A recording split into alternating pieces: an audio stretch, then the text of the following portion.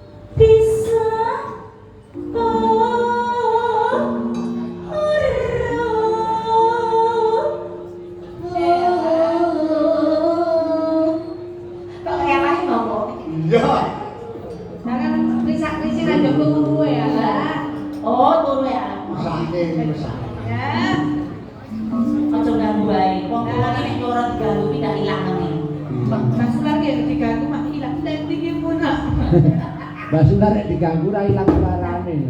Kae iki jane ngopo? Mulai kae ya Allah. Anak buahmu lek tukang ngendang jaitone lho. Wis saking seneng-senenge anu ponakane wis lahir. Pincu. Arep mangan. Arep mangan. Arep mangan. Arep mangan. Iya. Yo, panganan. Hoyan, apa ingin baru, apa ingin baru, jatuh kerak demi Hebat tenan suara. Hebat suaranya. Kiai iki nek Prabu Purwati lho Mbak Sular yo rawane. Mbak Lurah yo, iki anu Dek ngaturi Pak Sular yo, Dek.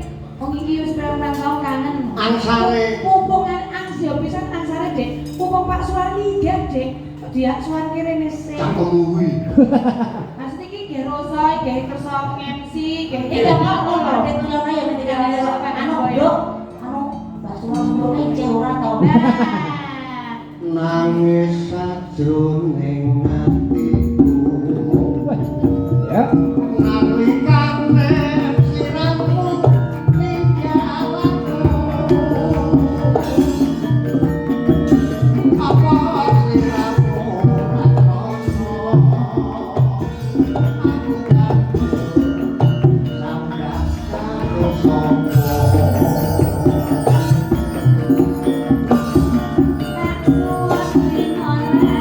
Aku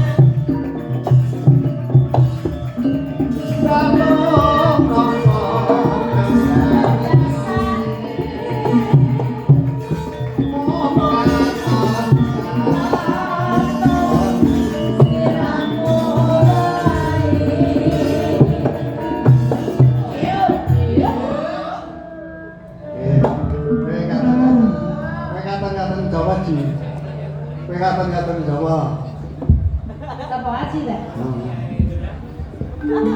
Aji kok tekoke katon-katonen sapa? Ya akeh sing diketok-ketok.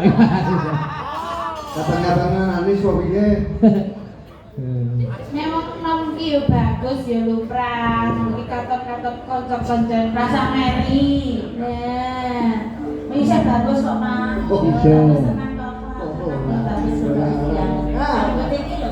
Ora, tinggal ini bagusnya ngomong lho Mbak Sulaki. Nanti kalian segi Mbak Merio. Hah? Mbak Merio ki Mbak Merio. keren iki yo sok bagus.